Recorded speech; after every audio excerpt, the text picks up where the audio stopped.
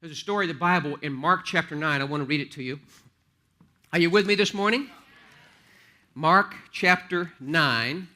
This is a story of a man who had a son who was demonically oppressed. Demons were messing with his son, literally. Obviously, that's discouraging. The demons try to kill his son repeatedly. The father brings his son to some of Jesus' disciples. Now, the word was out. Not only was Jesus healing people and setting people free from demons, now some of his key disciples, they're traveling around. And they're seeing miracles take place because he had told them, I give you my power, now you go. And the word was out. You go see one of those disciples and powerful things happen. So this dad with a hurting son, he takes his son with the problem to the disciples. And let's see what happens. This is Mark chapter 9, and we'll pick it up in verse 17. Mark 9, verse 17. Then one person in the crowd answered and said, Teacher, or Jesus, I brought you my son who has a mute spirit, and wherever it seizes him, it throws him down. He foams at the mouth, gnashes his teeth, and becomes rigid. So I spoke to your disciples that they should cast it out, but they could not.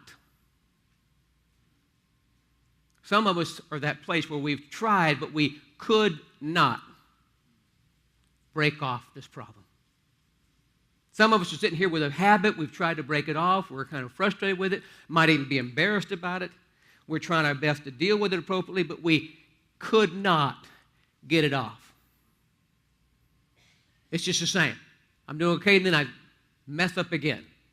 Or it's the marriage, or it's the kids. Whatever the issue is, we're fighting in faith. We're trying to pray, but like this man, he brings it to some other people, but they could not do anything. Verse 19, Jesus answered him and said, O faithless generation, how long shall I be with you? How long shall I bear with you? Bring the boy to me. Then they brought the boy to Jesus, and when he saw him, immediately the spirit inside the boy convulsed him, and he fell to the ground and wallowed, foaming at the mouth. That's not a pretty sight.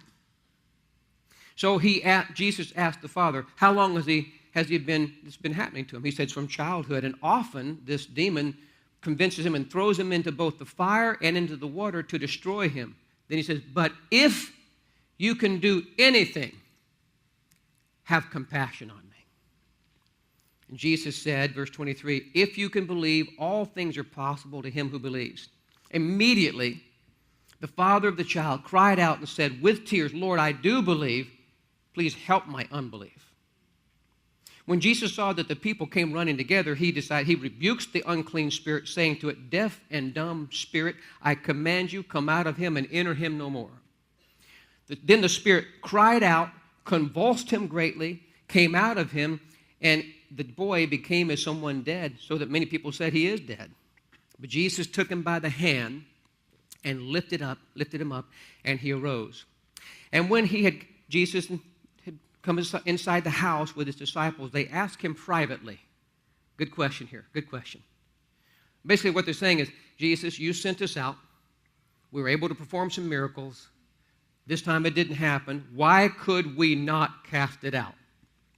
The next few words, I believe, are profound and life-changing for all of us. Jesus said to them, here's why. This kind of problem, this kind of situation, this kind of relational difficulty, this kind of demonic activity will not come out except by prayer with fasting. Pretty powerful words, isn't it? Yeah. Some things will not change. They will not happen without prayer with fasting. See, prayer, we define prayer simply as bringing heaven to earth. So I'm on earth and I'm praying. It's like there's this bubble. You know, I pray and I seek God and I'm worshiping and believing, and you feel the resistance to the answers. What is that? That's the spirit realm. That's the unseen world where there's warfare in the heavenlies. The devil doesn't want your prayers to even get off the ground, much less get answered. So the resistance factor's there. We're praying, and the bubble comes up, and you feel, a little bit better, but then it comes back down again. You ever felt that before? You're doing the right thing, and you get a little measurable increase, a little more room, a little more air to breathe. You feel better, and then what we're talking about is not just the bubble going up. We're talking about prayer with fasting, bringing heaven to earth so that the bubble pops. We have direct access. My problem on earth can now connect with my almighty, all-powerful God in heaven, and my life is going to change. I will not be the same again. Some of you, your life is weighing, your destiny is weighing in the balance. And you need to make, we need to make, we're going to make decisions to move forward and take drastic measures because it's time for God to come and do miracles in your life. It's time for God to come and shake off the negativity, shake off the demon attachments, remove the obstacles from your life, and promote you and place you in the place of prominence that He always had in mind for you, and the devil hates it when you think that way. God is for you, and if God is for you, who can be against you?